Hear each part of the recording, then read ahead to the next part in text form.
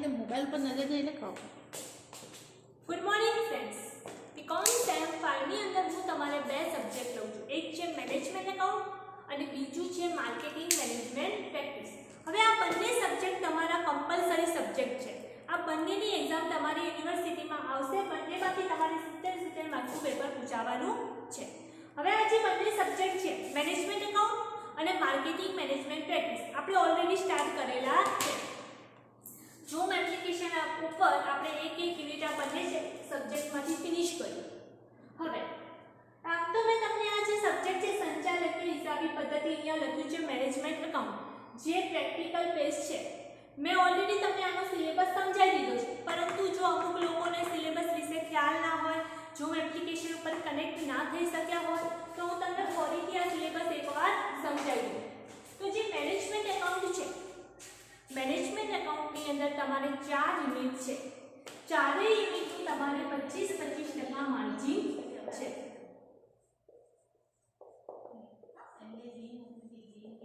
બરાબર, ચારેય યુનિટનું 25% માર્જિન છે. હવે એમાં જે પહેલો યુનિટ છે સંચાલકીય હિસાબી પદ્ધતિ એટલે કે મેનેજમેન્ટ એકાઉન્ટ, એની અંદર શું છે જે આપણા સબ્જેક્ટનું નામ છે સંચાલકીય હિસાબી પદ્ધતિ, એનું ઓનલી ફોર શું છે ઇન્ટ્રોડક્શન ચેપ્ટર છે. ઇન્ટ્રોડક્શન ચેપ્ટર એટલે શું, એની અંદર શું હશે સંચાલકીય હિસાબી પદ્ધતિ એટલે શું, એના ફાયદા, એના મર્યાદા, એના હેતુ, એના કાર્ય, આ ટાઈપના ક્વેશ્ચન એની અંદર હશે. એટલે તમને સિમ્પલમાં આપણો જે સબ્જેક્ટ છે એ સમજાયેલો છે પહેલા યુનિટની અંદર. હવે આપણું બીજા નંબરનું યુનિટ છે ગુણોત્તર વિશ્લેષણ એટલે કે રેશિયો એનાલિસિસ. આ ચેપ્ટર આપણે ઓલરેડી ઝૂમ એપ્લિકેશન ઉપર ફિનિશ કર્યું છે. જો કોઈને કોઈ પણ ડાઉટ હોય તો તમે લોકો મને પૂછી શકો છો. હવે ત્રીજા નંબરનું ચેપ્ટર છે રોકડ પ્રવાહ પત્ર. પછી ચોથા નંબરનું તમારું ચેપ્ટર છે, એમાં દેખો તમને 4 ભાગ દેખાય છે, પણ આ ચારે ભાગનો એક જ મતલબ છે બજેટ.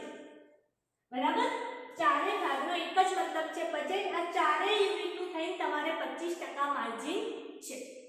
હવે અહીંયા દેખો 4 યુનિટ છે, એમાં પહેલો યુનિટમાં શું છે બજેટ અને બજેટરી અંકુશ. એટલે આ જે ચેપ્ટર છે એ તમારે થિયરી બેઝ છે. એમાંથી તમારે પ્રશ્ન પૂછાશે બજેટ એટલે શું, બજેટના ફાયદા, બજેટરી અંકુશ એટલે શું, બજેટરી અંકુશના ફાયદા, આ ટાઈપના ક્વેશ્ચન હશે. પછી બીજા નંબરના ચેપ્ટરમાં તમારે બજેટના પ્રકાર, એની ટૂંક નોટ તમને આપેલી હશે. જેટલા પણ બજેટના પ્રકાર છે એને થોડું રૂપે સમજાયેલા છે. એના પછી ત્રીજા નંબરનું ચેપ્ટર તમારું છે રોકડ બજેટ અને ચોથા નંબરનું છે પરિવર્તનશીલ બજેટ. હવે આમાંથી તમારે દાખલો પૂછાશે રોકડ બજેટની અથવામાં પરિવર્તનશીલ અંદાજપત્રનો તમારે દાખલો પૂછાશે. બરાબર, આનું 14 માર્ક્સનો તમારે બંનેનો દાખલો પૂછાશે. આમાંથી તમારે કોઈ પણ એક લખવાનું. રોકડ બજેટની અથવામાં શું પૂછાય છે, પરિવર્તનશીલ અંદાજપત્રનો દાખલો પૂછાય છે. હવે આ બે ચેપ્ટર તમારા થિયરી બેઝ છે અને આ બે ચેપ્ટર તમારા કેવા છે પ્રેક્ટિકલ બેઝ છે. બરાબર, તો હું આજે તમારું ચોથા નંબરનું ચેપ્ટર છે પરિવર્તનશીલ બજેટ એ સ્ટાર્ટ કરું છું. કેમ કે આમ તો આપણે ઝૂમ એપ્લિકેશન ઉપર ભણાવતા હતા, પરંતુ શું થાય કે અમુક વિદ્યાર્થી જોડે પોતાનો પર્સનલ ફોન ના હોય તો એ લોકો એમાં કનેક્ટ થઈ શકતા હતા, એટલે એ લોકોને દાખલા ગણવાના રહી જતા હતા. તો એ હેતુથી આપણે જે એકાઉન્ટ છે એકાઉન્ટના સબ્જેક્ટ આપણે વિડિયોથી ભણશું અને જે થિયરીના સબ્જેક્ટ છે એ આપણે ઝૂમ એપ્લિકેશન ઉપર ભણશું. હવે મારો હું આજે કયું સ્ટાર્ટ કરું છું પરિવર્તનશીલ બજેટ.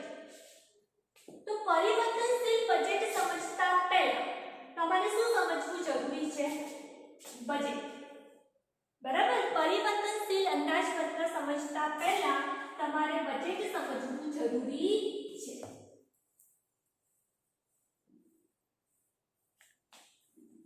તો બજેટ એટલે શું, આમ તો તમને બધાને ખબર છે જ કે બજેટ એટલે શું, એના ફાયદા શું છે, એની મર્યાદા શું છે. બરાબર, પરંતુ તો પણ હું તમને એકવાર સમજાવી દઉં કે બજેટ એટલે શું. બજેટ એટલે શું, એક પ્રકારનું પૂર્વાનુમાન છે, ફ્યુચર રિલેટેડ એક્ટિવિટી છે. પૂર્વ નિર્ધારિત ધ્યેયો સિદ્ધ કરવા માટે, ભવિષ્યના ધ્યેયો સિદ્ધ કરવા માટે અગાઉ કરવામાં આવતી એક પ્રકારની એક્ટિવિટી છે. બજેટને ગુજરાતીમાં કહેવાય અંદાજપત્ર. શું કહેવાય? અંદાજપત્ર કહેવાય.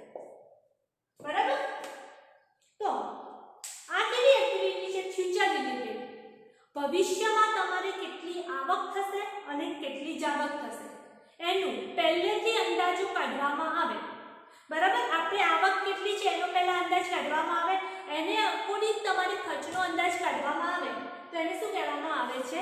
બજેટ. બજેટથી આપણને એક પ્રકારનો અંદાજ આવી જાય છે, બરાબર. બજેટથી શું થાય છે? એક પ્રકારનો અંદાજ આવી જાય છે. આપણે જે કેન્દ્ર સરકાર છે, રાજ્ય સરકાર છે, એ દેશનું બજેટ ફેબ્રુઆરી મહિનામાં શું કરે છે? ઇશ્યુ કરી દે છે.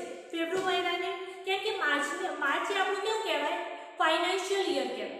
ત્યારે આપણું વર્ષ ખતમ થઈ જાય છે, એટલે એ અકોર્ડિંગ આપણે જીવવાનું હોય છે. એટલે ફેબ્રુઆરી મહિનાની અંદર તમારે શું થઈ જાય છે? આપણી જે રાજ્ય સરકાર, કેન્દ્ર સરકાર એ બજેટ ઇશ્યુ કરે છે. આપણા ફાઇનાન્સ મિનિસ્ટર હોય એ આપણું બજેટ રજૂ કરે છે. અચ્છા, ઓકે.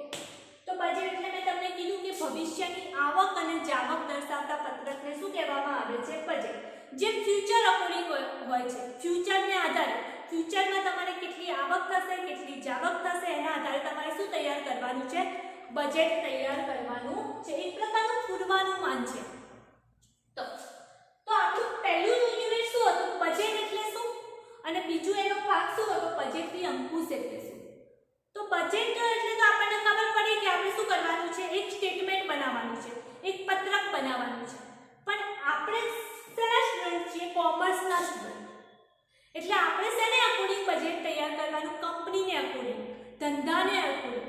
આપણે કંપનીમાં કેટલા ખર્ચા થશે, કેટલી આવક થશે, એને આધારે આપણે કંપનીનું બજેટ તૈયાર કરવાનું છે. અચ્છા, ઓકે. તો આપણે પહેલા યુનિટની અંદર હતું બજેટ અને બજેટરી અંકુશ. બજેટ એટલે મેં તમને કીધું, પણ બજેટરી અંકુશ એટલે શું? તમારે બજેટરી અંકુશ એટલે શું? જે તમે અંદાજપત્ર બનાવ્યું છે એ અકોર્ડિંગ તમારું કામ થાય છે કે નહીં એ ચેક કરવાનું. જેટલા આપણે બજેટમાં આંકડા દર્શાવ્યા એ મુજબ જ આપણે શું કરવાનું છે? એટલા જ આપણે ખર્ચ કરવાના છે. તો બજેટરી અંકુશ એટલે શું? એ મુજબ ખર્ચા થાય છે કે નહીં એ ચેક કરવાનું. એના પછી બીજા નંબરનું ચેપ્ટર હતું બજેટના પ્રકાર. તો બજેટના ઘણા બધા પ્રકાર છે. એક છે ઉત્પાદન બજેટ છે, પછી વેચાણ બજેટ છે, પડતર બજેટ છે, માસ્ટર બજેટ છે. માસ્ટર બજેટ એ બધા બજેટનો બાપ છે, બરાબર.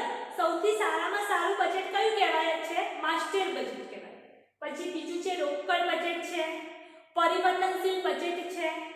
આ યુનિટની અંદર આપણે રોકડ બજેટ અને પરિવર્તનશીલ બજેટ ભણવાનું છે. અચ્છા, એના પછીનું ચેપ્ટર હતું રોકડ બજેટ. તો રોકડ બજેટ એટલે શું? રોકડ આવક, ઓન્લી ફોર રોકડ આવક અને રોકડ જાવક દર્શાવતું સ્ટેટમેન્ટ બનાવવામાં આવે તો એને રોકડ અંદાજપત્ર કહેવામાં આવે, બરાબર. અચ્છા, હવે જે આજે આપણે ચાલુ કરવાનું છે એ છે પરિવર્તનશીલ અંદાજપત્ર, એટલે કે ફ્લેક્સિબલ બજેટ. આજે આપણે કઈ સ્ટાર્ટ કરશું? પરિવર્તનશીલ બજેટ.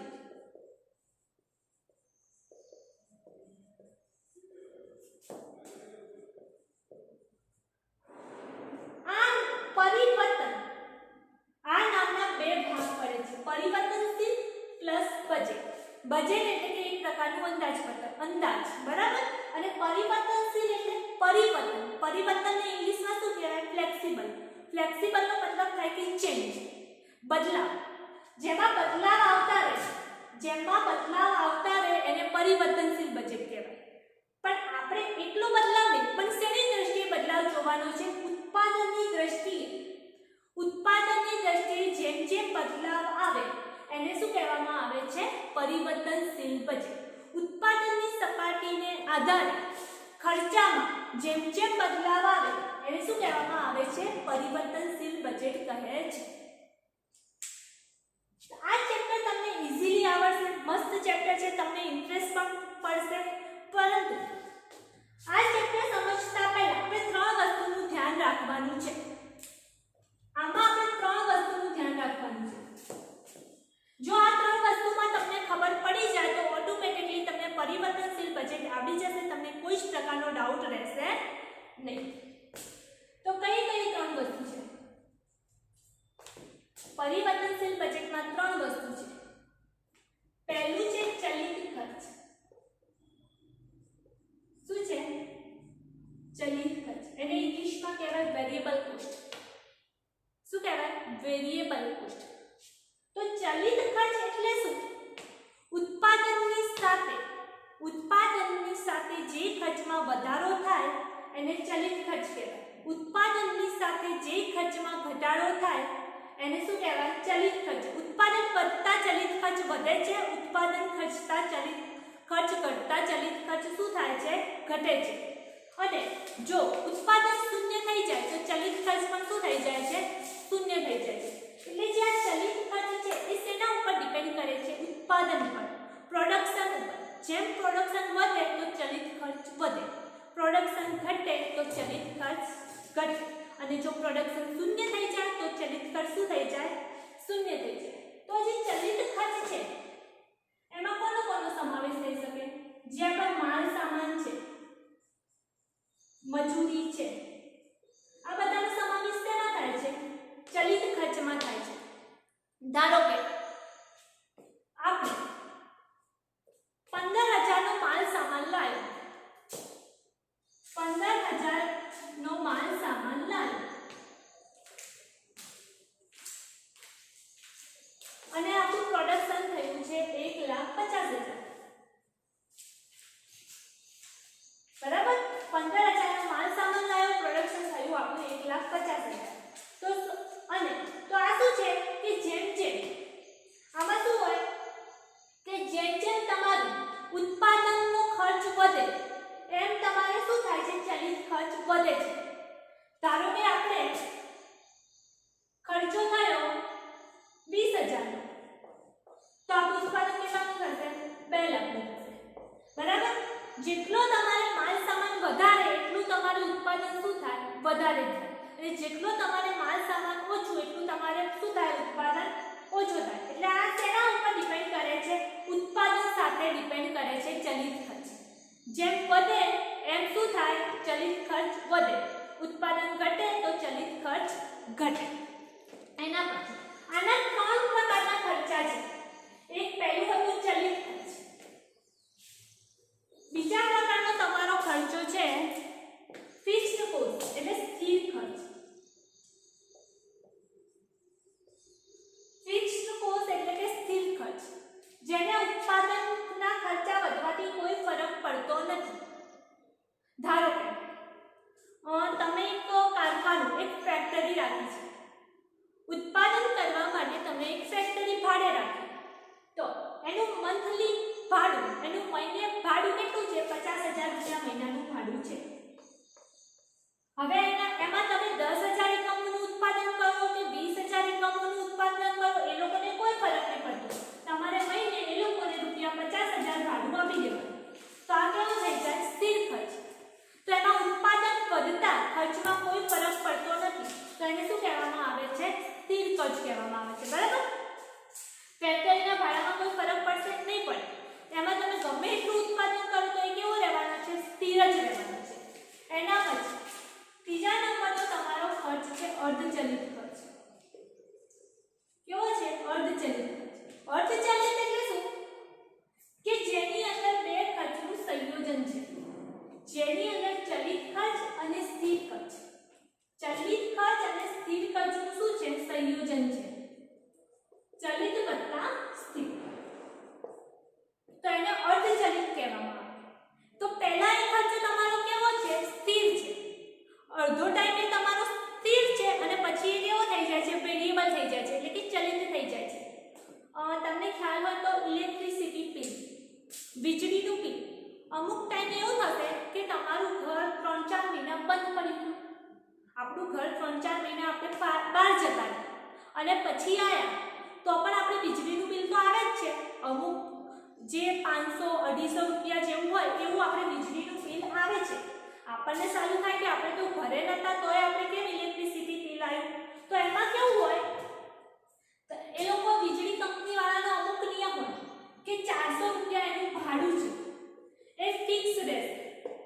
ઇલેક્ટ્રિસિટી બિલ છે એનું મીટર છે, જે મીટર આપણા ઘરે લાગેલું હોય એનું 400 રૂપિયા જે ભાડું છે એ તમારે ફિક્સ રહેશે. તમે ઘરે હાજર રહો ચાહે ના રહો, તમે વીજળી વાપરો કે ના વાપરો, પણ જે 400 રૂપિયા ભાડું છે એ તમારે ફિક્સ આવવાનું જ છે. પરંતુ પછી તમે જેમ જેમ વપરાશ કરશો એમ તમારે ઇલેક્ટ્રિસિટી બિલ આવશે. તમે